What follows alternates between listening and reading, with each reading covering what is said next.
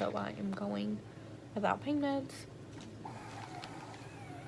And it's pretty miserable, I'm not gonna lie.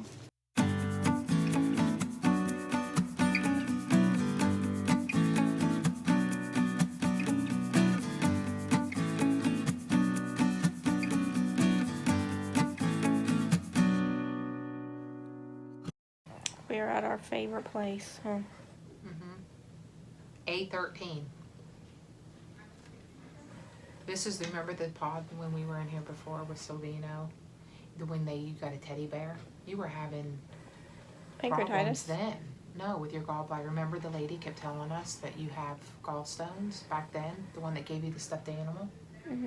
I had canceled my surgery appointment to make it to the Tennessee for the study. And then 2 days after I come back home, I spiked fever. My pain has been worse. And so we came in. I know it's not an obstruction issue, but we'll see what happens. We're getting direct admitted. I haven't vlogged in over a week, so I don't even know where to begin. I think my last footage was from the ER. I got to the ER with my fevers and gallbladder pain. They consulted surgery. Surgery was all planned to do the surgery. I went to the ER on Sunday, so they were going to do the surgery on Monday because of the fevers, and then my pancreas and liver were both being affected from the gallbladder. But then they contacted my surgeon, and then my surgeon, of course, was out of town on vacation. So they were going to keep me for observation, but not do anything, just keep me there to look at me, I guess. You're so beautiful. And I opted to go home. I went home on antibiotics, and by the second dose of antibiotic, my fevers and infection symptoms went completely away. All was well in the world other than the pain. I had 7 days of IV Rocephin. First day without a dose of antibiotic, my fever came back with the chills and body aches, and I get this nerve pain when I'm running a fever or having signs of infection where it hurts to touch your skin, almost like electricity feeling down your arms.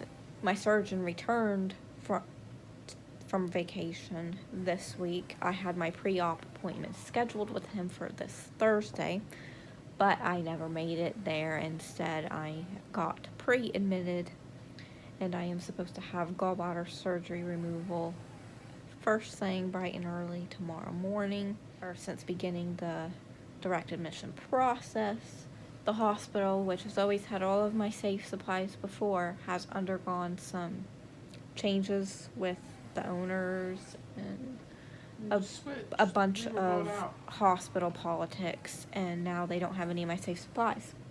So I don't know how the surgery is going to work out when they don't have anything that I need. So right now we are trying to get that done, and it's exhausting to try to deal. I hate going to the hospital because I feel like everything's a fight.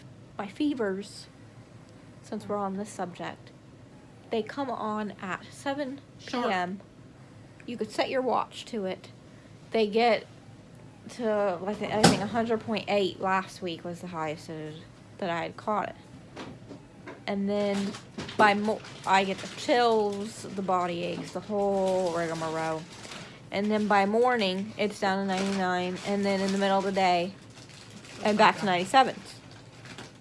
And then as the closer you get to 7 p.m. again, I spike another fever and start the whole process. Start the whole process all over.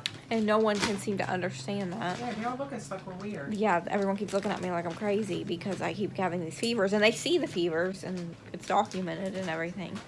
But then it just goes away. And you would think if it was your organ that's causing the infection, then it's going to be there no matter the time of day. That's what I'm not understanding, but that is how I am presenting. I am ready to get this sucker out of me. I can't stay off the throne.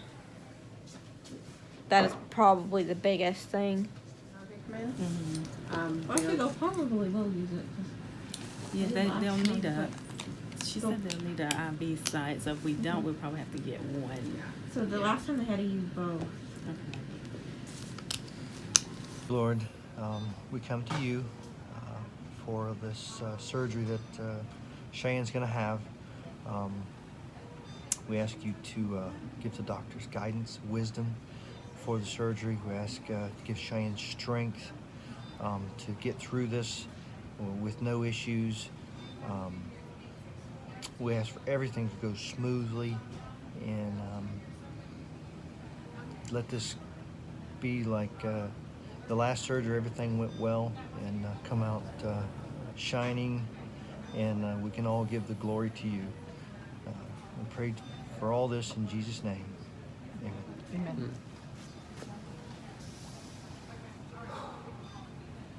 I'd be looking rough.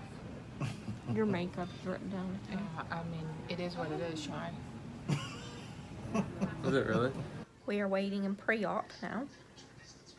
An hour and 10 minutes after my surgery time.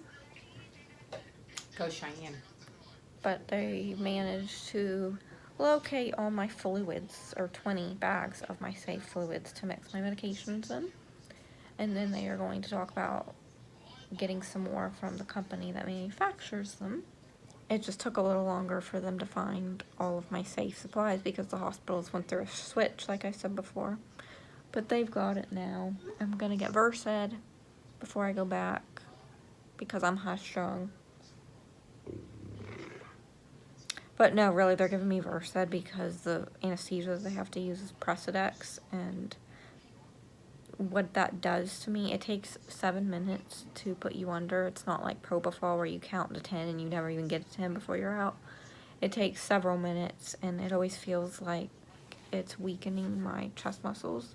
So to prevent me from remembering it, because I get amnesia from Versed, that's what they're going to do. They've tried to give me morphine twice and lactated ringers, which I cannot have. So, anyways, yeah. I'm high-strung, and surprisingly, she's not. Because she's usually the one that's high-strung. I love you. I love you I too. wish I could give you my calmness. You're usually calming me. The way I look at it is this simple. Surgery is not fun for anyone. But that gallbladder, that needs to come out like yesterday. They're still going to try to do it laparoscopically. We don't know if that'll happen, but I'm hopeful that it will. Spilled coffee. The hospital has this new system where instead of sending people out of the OR to update the family in the waiting room, they are texting people now. So every hour, or for however long this procedure takes, they text the family instead of coming out there to update them. And they're going to drop NG to suction, and they're going to go to a concert. Yeah. Don't know who it is I'm going to be seeing exactly, but I'm going to be there. I bought Manchester Orchestra tickets for November in Atlanta. Not the ideal situation to be in crowds, but I'm going to go and try and see what happens, and hopefully it doesn't end badly. But Silvino doesn't know if he's going to be able to go because of school. I said I'm going anyways, and I bought 3 tickets, and somebody's going with me. Cheyenne going with her parents to a concert. I think that's good quality family time. And they're laughing because the concert starts, the doors open at 4 and it starts at 5, and they've never heard of a concert that starts at 5. Hey, it's better for us. I had what I call my cry, my pre-surgery cry. That happens before every surgery. I love you. You got this. I love you Okay. too.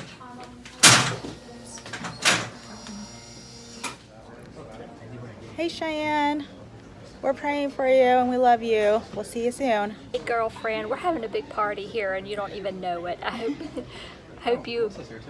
Yeah. What up, kiddo? And the fiance just interrupted my epic recording here, but but we're out here supporting you, praying for you. We love you and can't wait to see you with your eyes wide open and back to your vlogging masterpiece. I know you're rocking it out in there, so I'm not really worried about it. But yeah, we were all just sitting here hanging out. Ellie's here too. Love you. Yeah. So I'm gonna pass the reins on to her. Praying for you. Hey, baby girl. Danae's here in spirit, and Bren is really ticked off right now because her mom's here and she's not. But she has to take care of Ted, so, or let him out the potty anyway. We'll see you in a little bit. Love you. Bye. And I'm right here, okay, if you need me. Thank you. Do you want How are you any doing, ice Sharon? chips? Or can you have ice chips? No? Okay. Shy, how you doing? Throw up. Like you're gonna throw up? You need to set up some more? Can't do too much because you got medicine in the back. Time and period not complete. I just wanted to check. I was like, all of a sudden you went right, okay?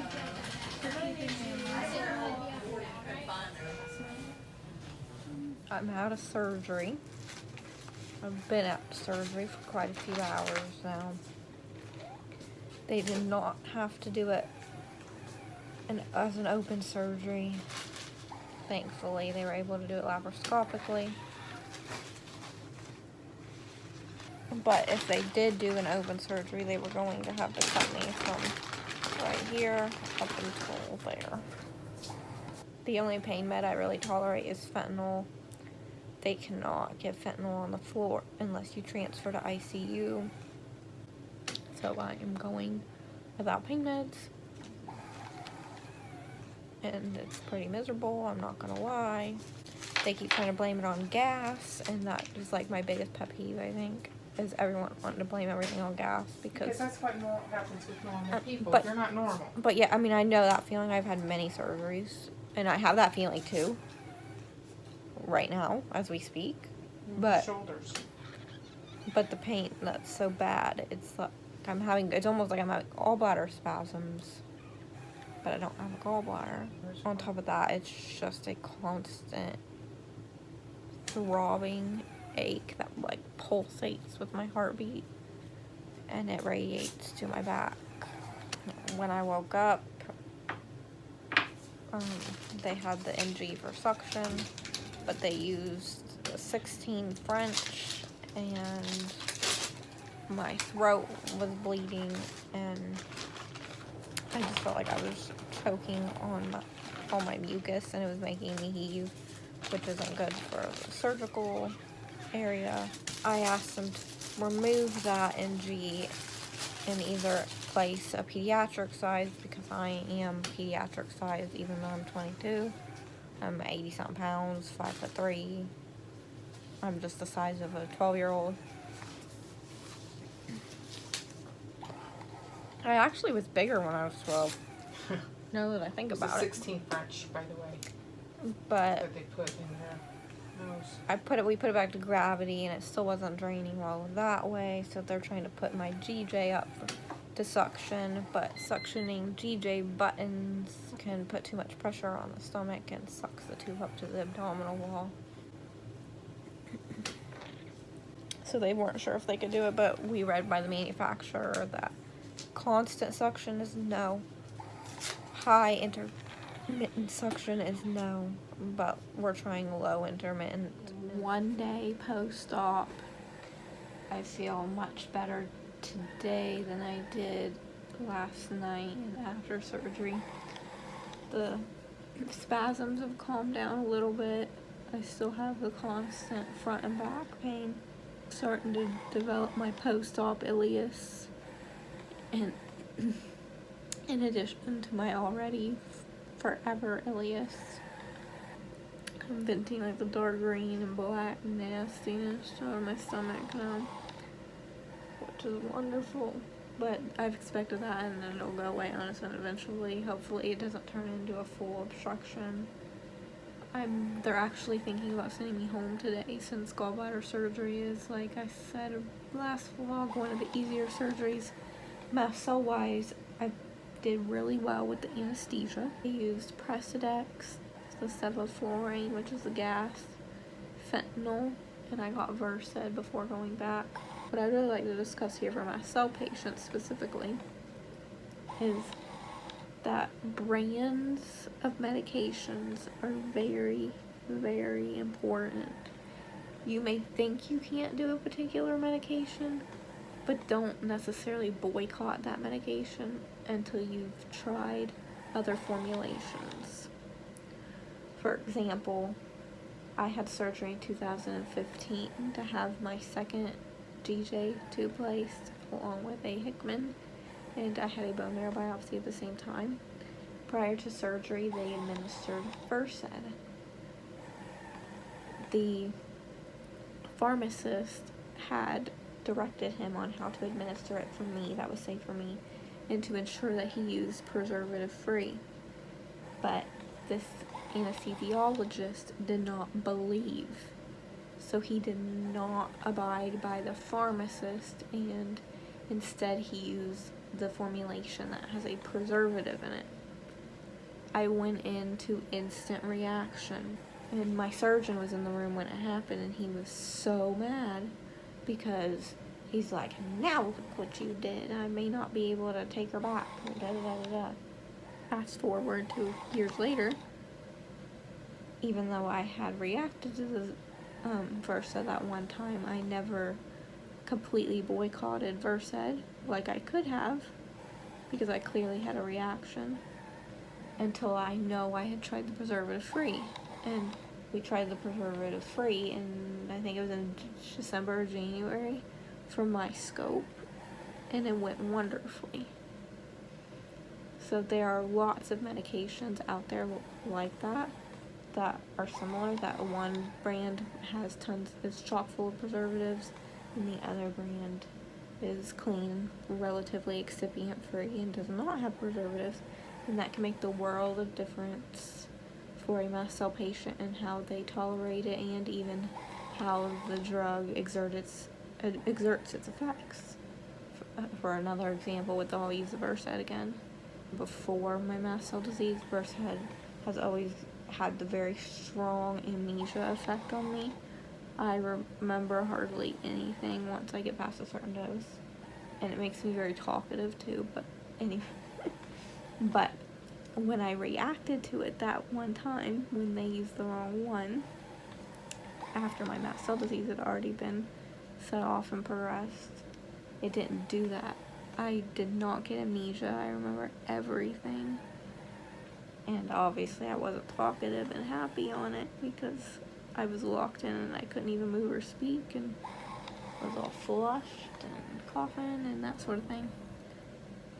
And once I tried the preservative-free version, every time they do that, it works exactly how it should. But for the drugs like NSAIDs and stuff that are naturally mast cell degranulators that cause huge reactions, I do boycott those, and they're on my allergy list. I don't even bother trying the preservative-free medication, but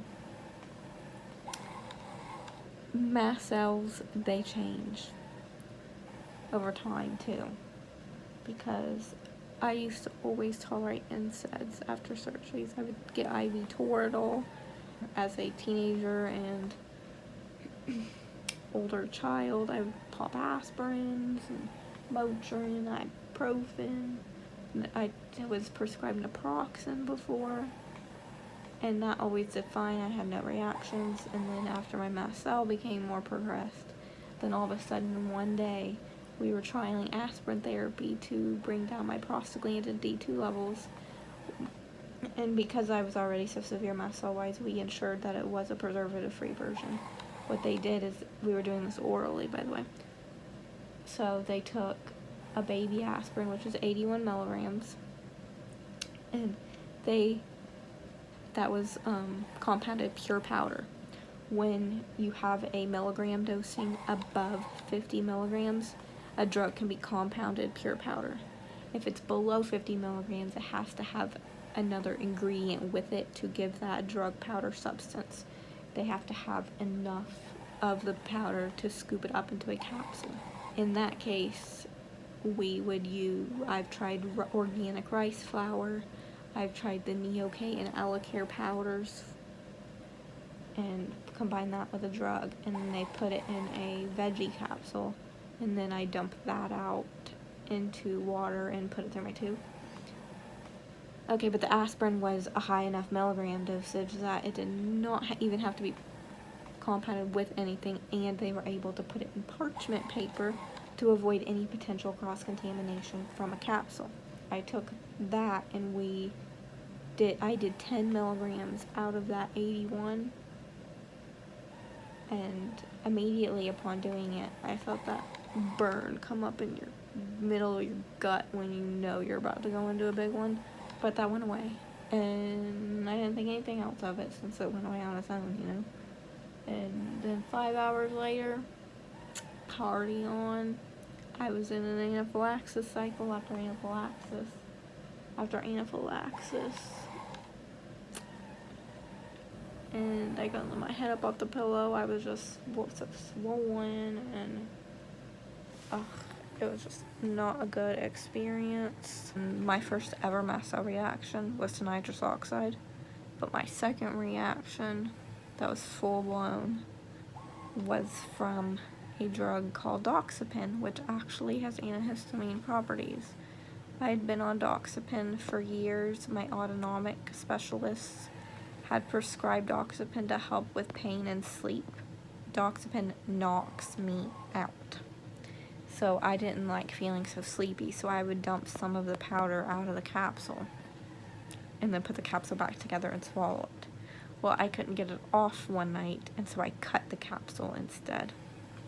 When I cut the capsule, it wouldn't go back together. I tried to put it back together as best I could, and then I just swallowed the rest of it. And once that drug powder hit my tongue, that was all she wrote. Immediately my tongue went numb. I kept trying to tell my mom that I didn't know what was happening. She told me to go eat a banana because she thought that the powder had just irritated my mouth or something. Then my heart started, and I started getting the tremors and dry heaving. I can't throw up because of my Nissen. Finally, I started flushing, and then my mom put 2 and 2 together. Allergic reaction. And so I took Benadryl, and it went away, but then it kept rebounding anytime I would put anything else in my mouth. It got to the point where I couldn't even put water in my mouth without beginning the whole process where pulse goes over 200, full body tremors, flushing from head to toe. That was supposed to be a safe medication, and it was a medication I had taken for years. But the mast cell specialist had said that it was the fillers and preservatives in the doxepin powder coming in contact with the sensitive mucosal areas that are filled with mast cells in my mouth.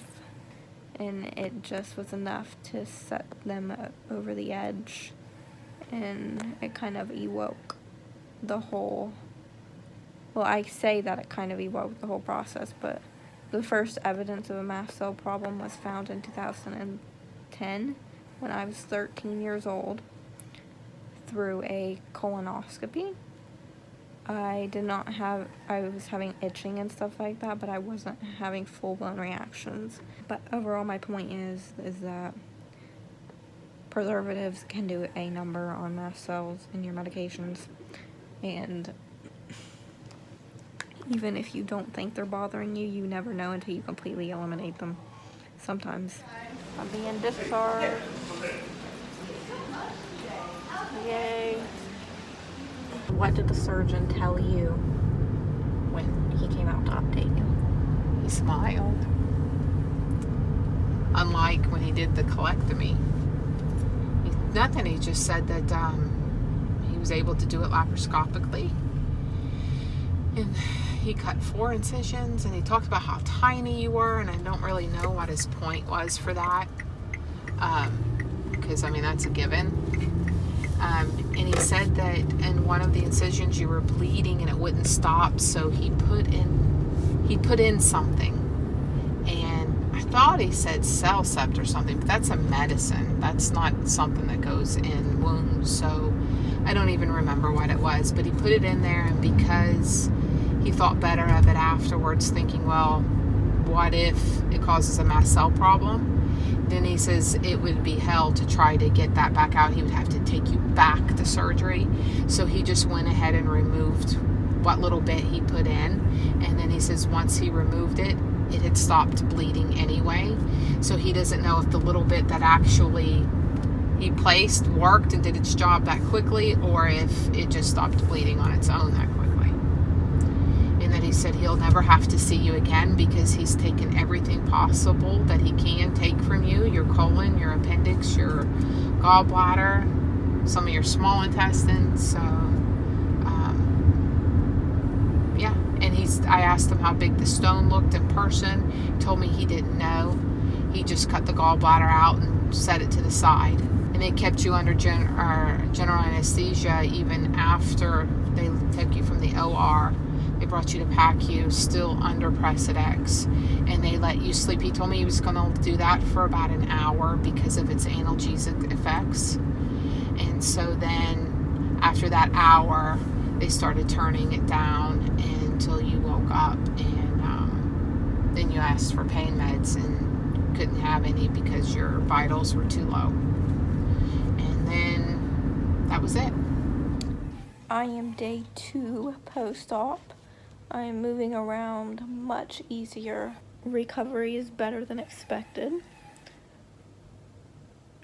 My bowels are even better than expected, although it is causing a little bit of a setback there. But I'm very thankful that I made the decision to avoid going to the ICU and not doing the pain meds, because although fentanyl doesn't impact the bowels as much as other narcotics, it still does have minute effects, and I just would have hated to contributed to a bad situation there with the bowels and make for a longer admission and just more pain on myself in the long run when the severe pain from the surgical site was very short-lived. Thank you all for the prayers, and I am finally home and glad to be resting on the couch in my own bed, and I will keep everyone updated next week in the next vlog. I look like I've been in a bad fight. But anyways, yeah, thanks for watching. Bye.